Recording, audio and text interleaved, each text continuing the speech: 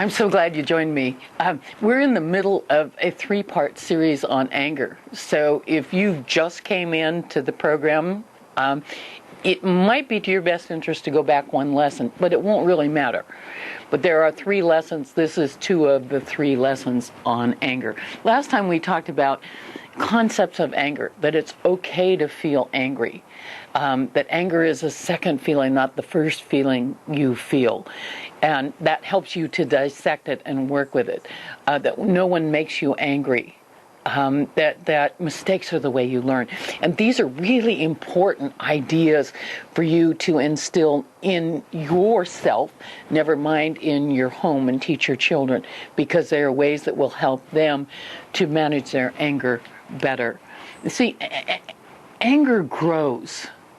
Let's say, for instance, to give you a visual, let's say on the way home, you have a flat tire. The husband has a flat tire. So he comes in and he has a big gob of Play-Doh. And the Play-Doh is his anger about having the flat tire. So he comes in and he says, because he's angry, he says, "Dinner isn't ready yet." Now he just picked off a piece and handed it to the wife. Now, I'm going to go down the line of the family. It actually could go in many directions all at once, but I'm going to keep it simple. All right, so the wife now, with her glob of anger from him, now turns and trips over the backpack by the front door. So she goes after the child. "I told you 1,000 times, don't put your backpack by the front door." And she takes a piece of her Play-Doh and hands it to the child, the son.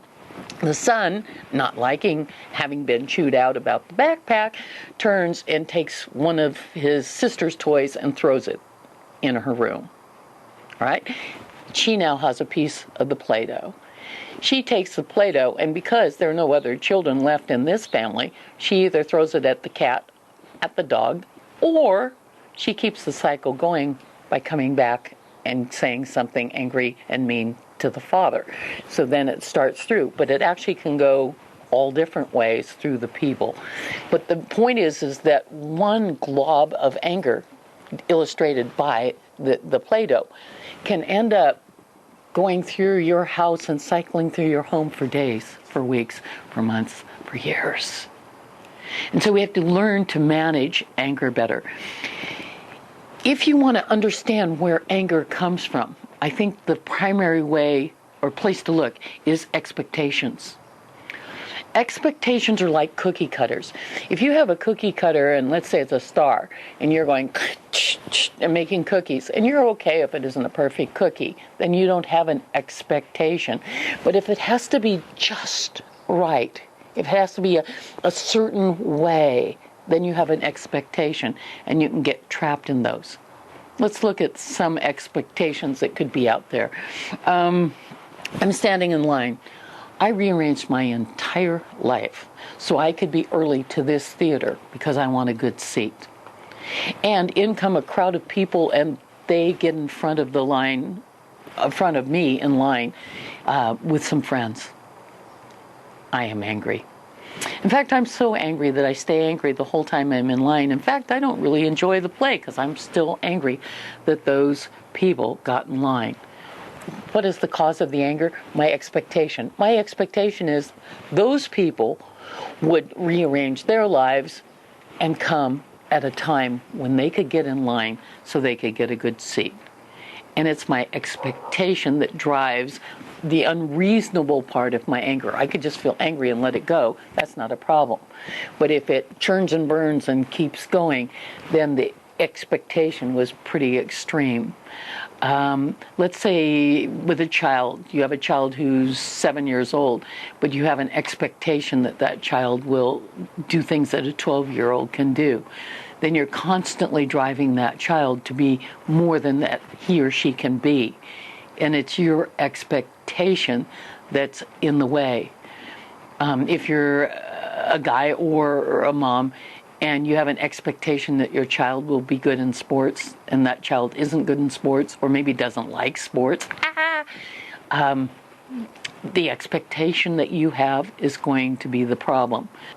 If you have a girl who you want to be a girly girl, and she's a tomboy, your expectation can get in your way. Anytime you're really angry about something, if you turn and you look and you say, what is my expectation? Then you have a way of dissecting it. Doesn't mean you shouldn't have expectations. It means that to the degree you have expectations, are you vulnerable to being angry about the things that happen to you every day in life? And it's a way for you to dissect and help your children to understand their expectations. Your child comes home from school and is mad. Oh, man, slams the door, mad. Because the teacher got angry with somebody else, not even him or her. Angry with somebody else and dressed them down, and it wasn't fair. All right, your child's expectation is that life will be fair. A really important lesson to learn is life isn't always fair. And it's a hard one. That's a hard one for me. That's a hard one for anybody who thinks fair is really important and who tries to be fair. And it's the tripping zone for the anger. So you can work with it because you understand that it comes from an expectation. Parents translate their expectations for their children by being disappointed, by being angry, and the really dangerous one is taking their love away.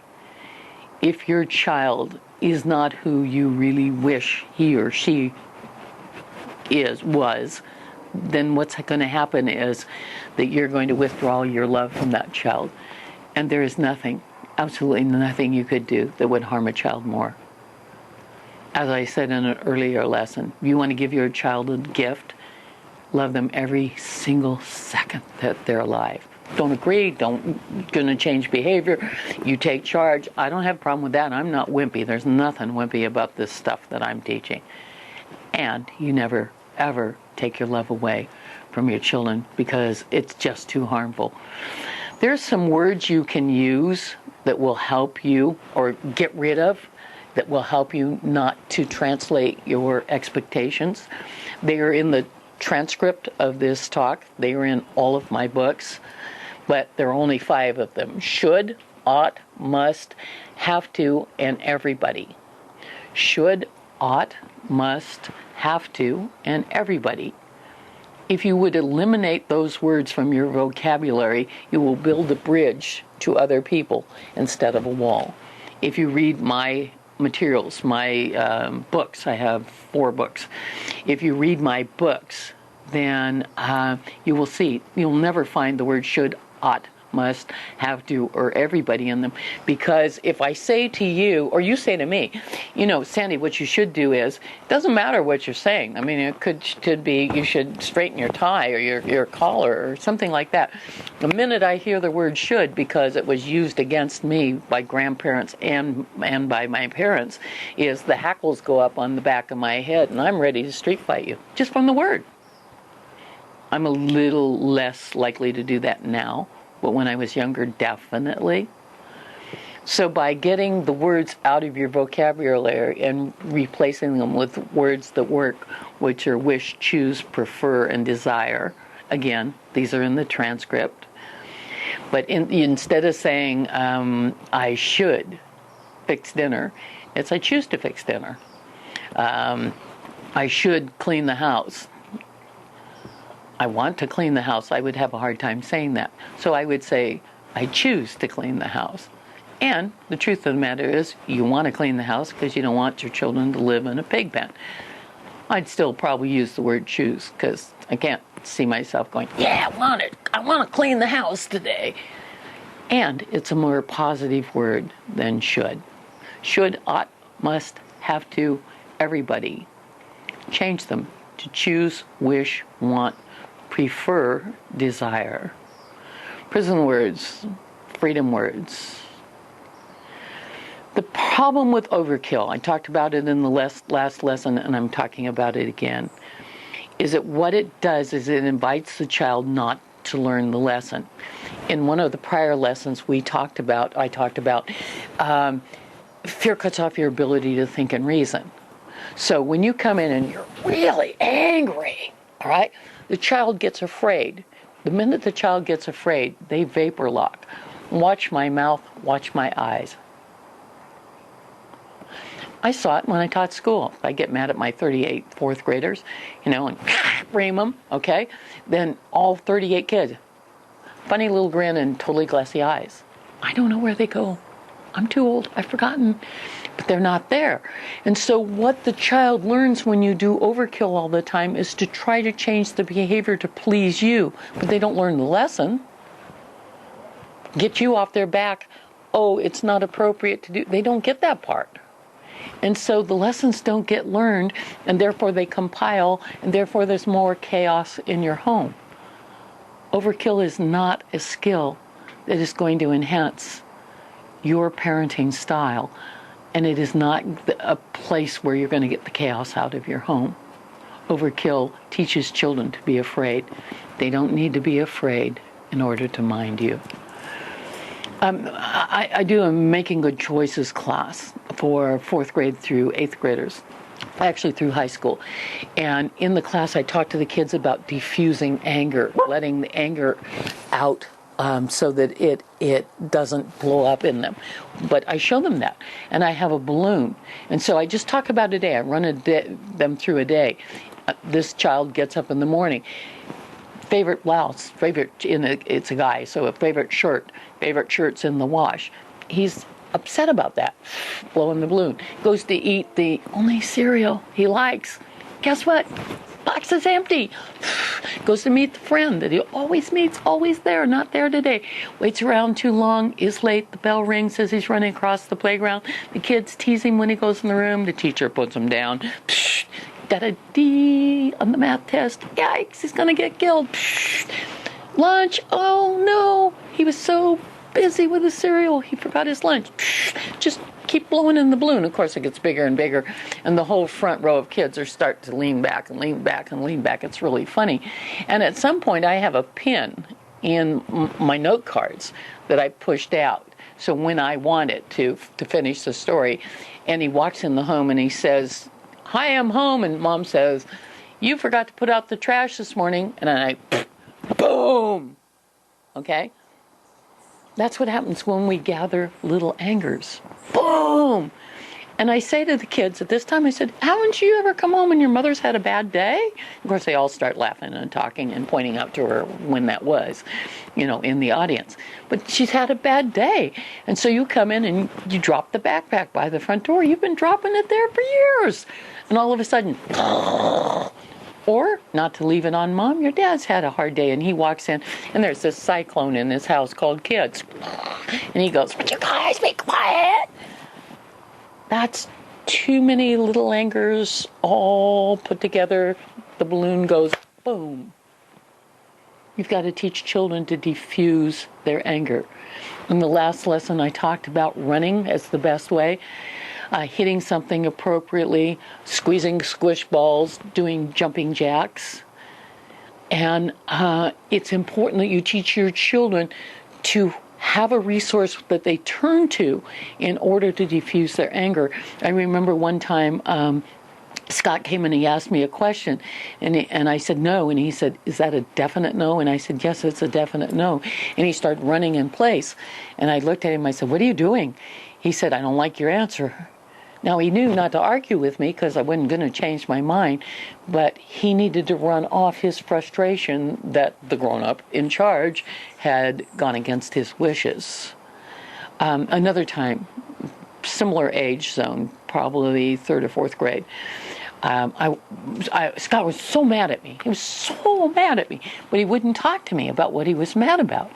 And so I gave him a piece of paper and some crayons, and I left him alone at the table. And when I came back in the room, I walked by and I saw there was one person. There were planes flying over, dropping bombs on this person. There were tanks, 2 tanks, and they were shooting at this one person. And there were artillery people, obviously pointing their rifles at this one person. So as I walked by, I looked at the picture and I said, "Whoa, that person's in big trouble. I'm glad it's not me." And he said, "It is you," like this. And so I turned around and I just looked at him. I dropped my hands to the side and I just looked at him. And within a minute, he said, "Mom, I wouldn't hurt you. I'm just angry." And I said, "Now that you've blown me up, Scott, can you talk?" Now, some people would say that him drawing a picture of blowing me up was disrespectful. I don't think so. I think it was a place for him to dislodge his venom, his energy. Then I could sit down and we could talk. And he could tell me what was bothering him and what he was so upset about. And we could build a bridge between each other instead of a wall. It's really important that you teach children not only to, but how to diffuse their anger. I have a friend, her name is Suzanne Aldemasi. She's a marriage family counselor. She is one of the most brilliant people I've ever known with children, and I send reams of families to her in Newport Beach. And I was talking to her about diffusing anger, and she said one of the things she does with children is to ask them where anger is in their body. Where are you feeling it? Because, see, what we do is we tend to disown anger. So by teaching children is, where is it? It's in your stomach, it's in your head, it's in your fist. Where is it? Where is it? And then to breathe. And breathing is such an important skill to teach children to slow down, to calm down, to chill out, not be so angry. It's an important skill for you to learn. You know, take a breath, chill out. So let's say he says, it's in my stomach. My anger's in my stomach. Okay, we're going to take deep breaths, and we're doing it really slowly. And we're going to send the breath to that place in your stomach, and send it out your feet, okay? So up comes the air. I'm doing it way too fast. And down, and out it goes, okay? You breathe into the place. You can do that when there's pain. I've had my share of accidents and hurts. I was somewhat self-destructive as a child and broke a lot of bones and all that stuff. And one of the things I learned is to work with pain is to breathe into it. So wherever the pain is, say it's in my wrist, then breathe into that pain, breathe into that pain. Literally breathe into the area that it hurts. And that can be very helpful. But in this case, we're going to breathe to slow the process down. For children who get really angry, take 3 to 5 deep breaths. And a deep breath isn't the one I just did for you. Here's a deep breath.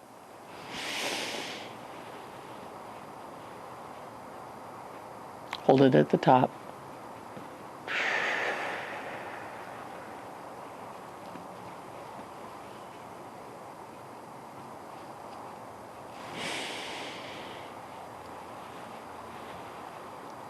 Hold it at the top.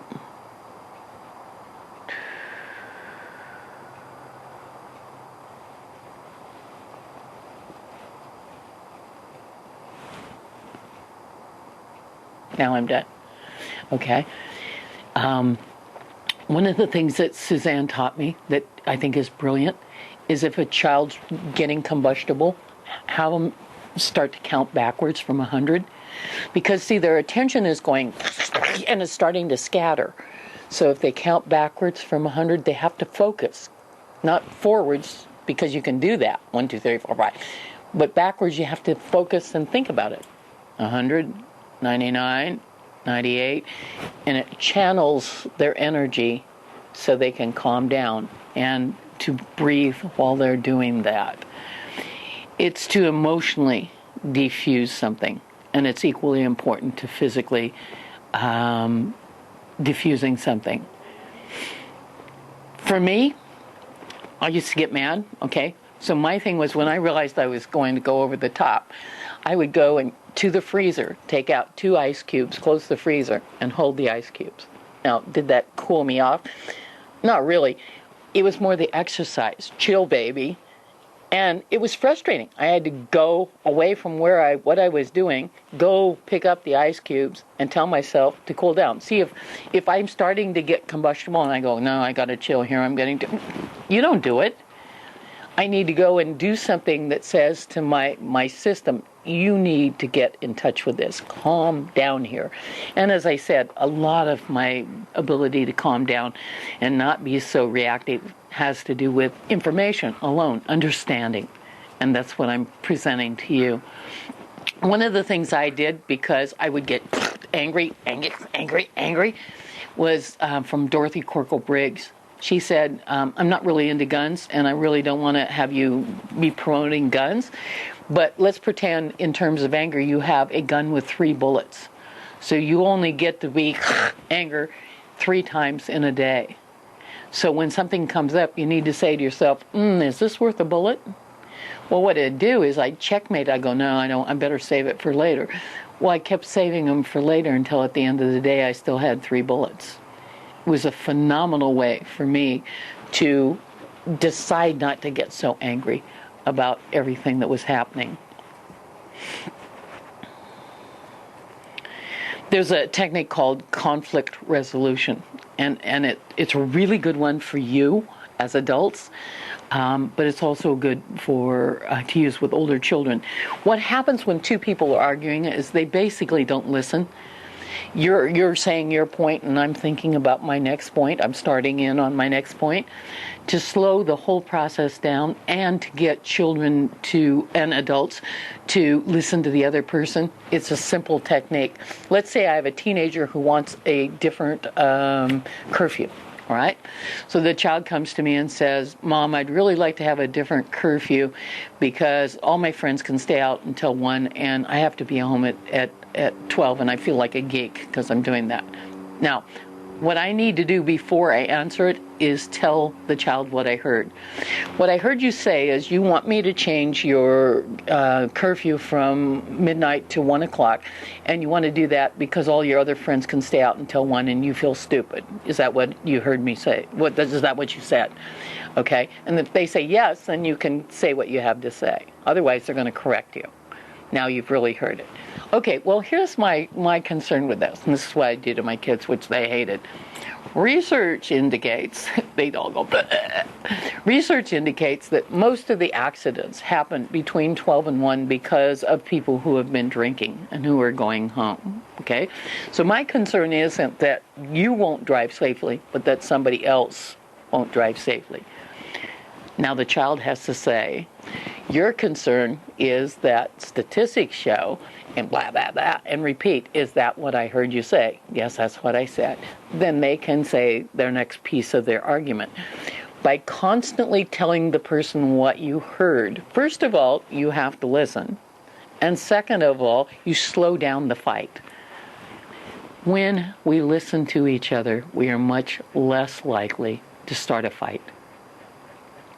When you feel heard, it isn't so irritating to be in a fight, even if you disagree with the other person.